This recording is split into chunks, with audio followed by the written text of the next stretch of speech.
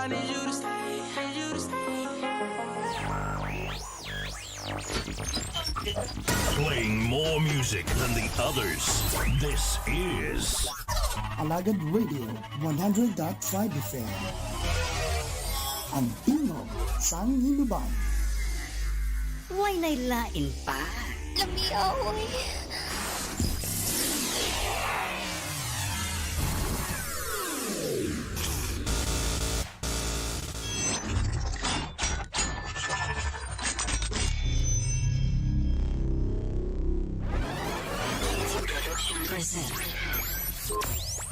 You're in the middle of non-stop good stuff on 100.5 FM.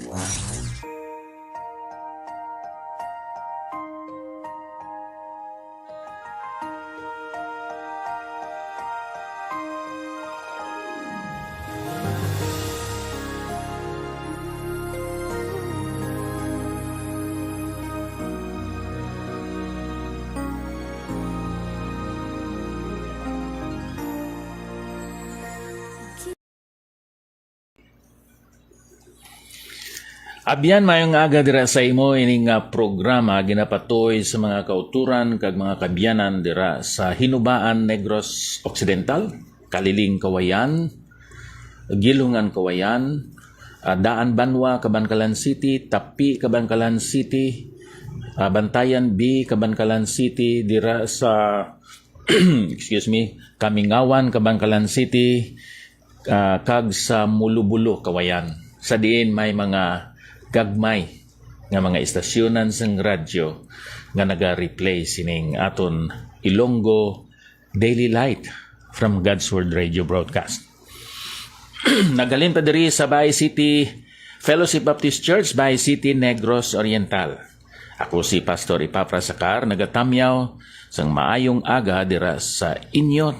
Ilabi na gid karon sa kay Brother Edgar Asuela. Aton amigo, utod sa Ginoo, kamusta? Ang aton pagpamalandungan karon, continuation sa mga kamatuoran nga ang mga tao nawala. Nawala sila tungod sa pagka-ignorante sang ila espirituhanon nga kahimtang o kon kahimtangan.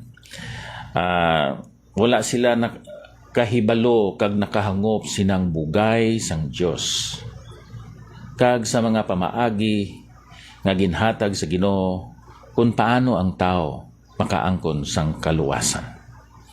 Ina nakita naton sa parable of the lost sheep. Ikadua, ang mga tao nawala tungod kay sila gintawag naton careless sa Cebuano danghag. Wala sang pagbantay sa ilang kaugalingon. Tungod sila nawala. Wala sila sa husto nga lugar. People are ignorant and careless. And then there is a parable of the lost son. People are lost because of their rebellion or insurrection, disobedience to God. Akon basahon diri sa Lucas Kapitulo 15, versikulo 11. Kag nagsiling siya, may isa ka tawo nga may duha ka anak nga lalaki. Kagang manghod sa ila nagsiling sa iya, amay ihatag sa akon ang bahin sang pagkabutang nga naigo sa akon. Kag ginbahin-bahin niya sa ila ang iya pagkabutang. Sa wala madugay nga mga adlaw, ang manghod nga anak nagtipon sang tanan nga iya kag nagpanlakatan sa malayong duta. Kag dito ginusika niya ang iya pagkabutang sa patuyang nga pagpangabuhi.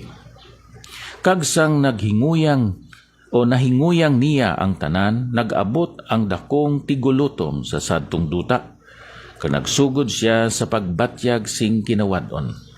Kani nagkadto siya kag nagpamugon sa isa sang mga pumuluyo sa sadtong duta, nga nagpadala sa iya sa mga uma niya sa pagbahog sang mga baboy. Kag ginhandom niya kuntani ang pagbusog sang iya tiyan sang mga algaruba nga ginakaon sa mga baboy. kag walay tao nga naghatag sa iya. Apang sang nahaulian siya, nagsiling siya. Pila ka mga mamumugon sang akon amay nga may tuman nga kalanon kag nagabugana. Apang nagakapatay ako diri sa gutom. Magatindog ako kag magakadto sa akon amay kag magasiling sa iya, amay, nakasala ako batok sa langit kag sa imo atubangan. Hindi na ako takos pagatawgon nga anak mo. Himua ako nga subong sang isa sang imo mamumugon. Dira lang kita anay sa aton nga pagbasa. Diyos nga balaan, gusto namon nga mahangpan ang minsay sa sining parable. Istorya nga sugid ni Ginoong Hesus sa tubangan sang iya mga gintutunan kag bisan pa sa mga Parisiyo kag common nga mga tao. Kabay o Dios nga mahangpan namon ang amon kahimtangan sa imo atubangan kag ang kinahanglan namon mga pagabuhaton, pagahimuon agod nga makapanumbalik kami dira sa imo. Sa ngalan ni Ginoong Hesus. Amen. Liwaton ko abyan ang mga tao na wala sila sa husto nga lugar tungod sa ila pagka-ignorante. Wala sila sang kasayuran o kon ihibalo nanungod sang matudtod nila nga kahimtangan sa ila espirituhan nga pagpangabuhi. Ikadua ang mga tao na wala tungod kay careless, danghag. Wala sila nagabantay sang ila kaugalingon. Kag ikatatlo, sa sining parabola, the parable of the lost son, ato nakita tungod sa ila rebellion batok sa ila Dios, sa ila amay. Now, tanaw naton diri ang leksyon nga makuha naton sa sining parable. Kadamo kayo sang mga kamatuoran nga makuha naton sa sining parable. Ang isa, ang iya nga statement sang pagpangayo niya sang iya bahin. Nagsiling siya, amay ihatag sa akon. Kag ginhatag sang amay ang iya nga bahin. Kag pila ka adlaw nagbiya siya kag talikod sa iya amay kag sa iya utod. Kag nagkadto sa malayo nga duta, kag didto nagkabuhi siya. Suno sa balaan kasulatan nga ginusik-usikan niya ang iya pagkabutang sa patuyang nga pagpangabuhi. Wala kontrol, wala disiplina, paggusto lang. Walay pagpugong sa paggasto sang iya kwarta, walay pagpugong sa pagsugata sang iya nga ginatawag naton kaibog, sang iya nga kagutom, kauhaw, kag kun ano nga handom sang iya lawas. Iya gid ini ginsugata tungod kay madamo siya sing kwarta. Amoy na ang iya kabuhi. Ihatag sa akon, very selfish. Bunga sang iya rebellion sa iya nga amay. Give me what pertains to me. Amoy na no, ang bata gusto lang magabaton, mabudlay sa gagmay nga mga bata ang paghatag. Kay man is by nature very selfish. Ihatag sa akon.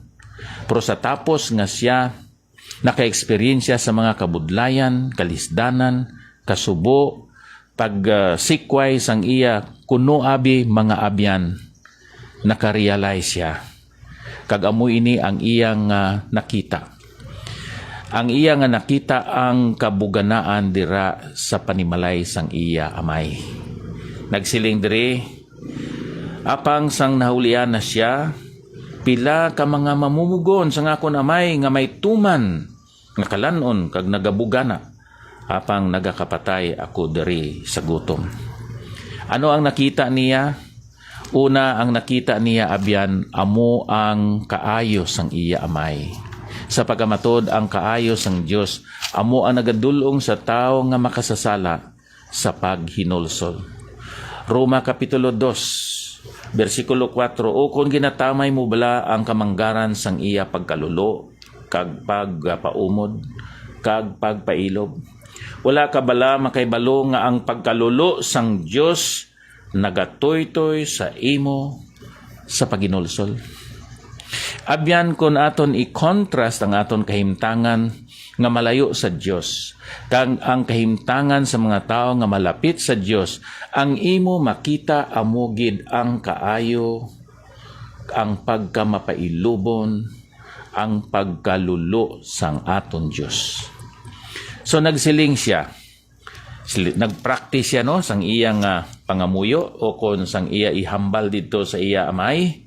Nagsiling siya, amay, nakasala ako batok sa langit kag sa imo tubangan. Hindi na ako takos pagtawgon nga anak mo himua, ako nga subong sang isa sang imo mga mamugon. Ang leksyon nga nakuha naton diri abyan, sang immature pa siya nagsiling ihatag sa akon. Pinaagi sa iya mga eksperyensya kag kabudlayan nga nasugata dito sa malayo nga lugar.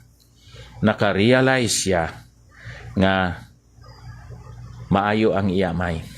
Ikaduha, gusto na siya hindi subong nga magpangayo, kundi subong nga mag-alagad, maghatag sang iya serbisyo kag kusog dira sa iya amay. Amo ini ang sign of maturity abyan. Service. Ang sign of immaturity is selfishness. But the sign of maturity is service. Gusto na siya nga mag-serve sa iya amay. Iya na realize nga siya nag-rebuild sa iya amay. Sa tapos sa mga kabudlayan, kag nahangpan niya nga he was lost from the care of his father, lost from the grace, the abundance, and the sufficiency in his father, from his father, with his father. Gusto na siya nga mag-alagad. Now, diri kita sa mga Kristohanon. You know, one of the signs or evidences that you really are becoming mature is that you want to serve God. You want to share to people your expertise, your wisdom, your service. So, amo ini ang ato nakita. He was lost because of his rebellion against his father. Isa sa mga signs ang iya pagka-immature, amo nga siya gusto lang magpangayo. Give me, give me, give me. Pero sa tapos sa mga eksperyensya nga mabudlay sa iya kabuhi sa malayo nga dapit, sa malayo nga lugar o kunduog, naguna-una siya nga mag-serve na siya sa iyamay. Ikaw karon, kinano nimo ang imo nga kabuhi? Are you using it only for your selfish gains, purposes, and interests? Or do you want to serve God? To share your life for His kingdom, for His ministry, for the sake of the gospel? Kabay pakuntani nga gusto ikaw magpangalagan sa Ginoo, make me as one of your hired servants. Is a statement of realization and maturity. Why are people lost? Because of ignorance. Parable of the lost sheep. Because of carelessness. Parable of the lost coin. Because of rebellion. The parable of the lost son. Diyos nga balaan, madamo gid nga salamat sa imo balaan nga pulong. Tudloy kami o Diyos. Sa tapos nga nahimo kami nga imong mga anak. Hindi sa pagpabilin sa kadalok o kon pagka maiyaiyahon, kundi magapadayon nga may kahamtong kaggusto nga mag-alagad gidira sa imo. Sa ngalan ni Ginoong Hesus. Amen. Hasta lang kita diri Brother Nyrel, thank you gid sa imong nga pag-replay sini kag sa aton mga kauturan kag mga kabyanan sa mga nasambit nakon nga mga istasyonan sang radyo sang kaina. Now diri kita sa pag-greet sang aton nga mga abyan nga nagatan-aw karon, Brother Edgar Asuela, Edita Coles dira pa sa Australia, Susie Novero dira sa Salong, Cabancalan City, Sister Sharon Guerra, and then ako nakita si GV Bianan.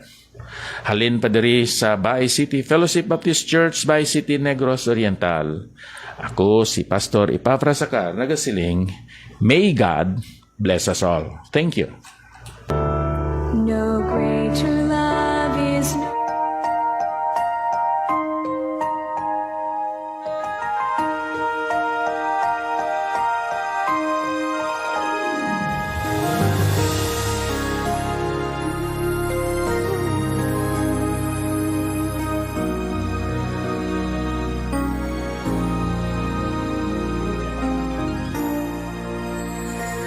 Give thanks with a grateful heart. Give thanks to the Holy One. Give thanks because He's given Jesus Christ, His Son. Give thanks.